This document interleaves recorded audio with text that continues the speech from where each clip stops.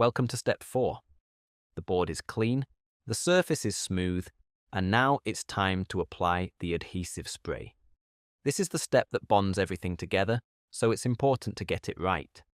At this point, your suede should already be cut to size from the previous step, so you're ready to go straight into the adhesive.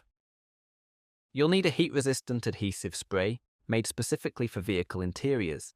The inside of a car roof gets hot, and ordinary adhesive won't hold up to that. It'll let go over time, and you'll be back to square one. Auto Suede's headlining adhesive spray is designed for exactly this kind of job. It's also worth having 2 cans to hand before you start.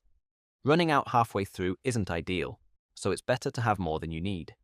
This is a contact adhesive, which means it has to go on both surfaces, the board and the back of the suede. The 2 coated sides grip onto each other, so if you only spray one, you won't get a proper bond.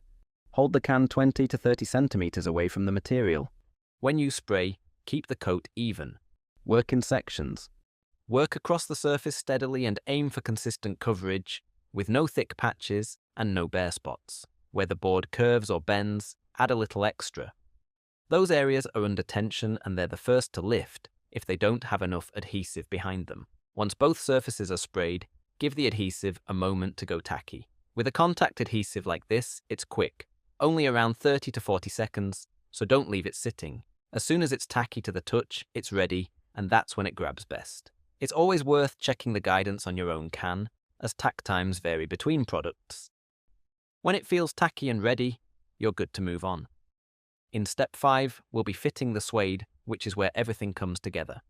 Take your time with the adhesive stage, and don't be tempted to rush it.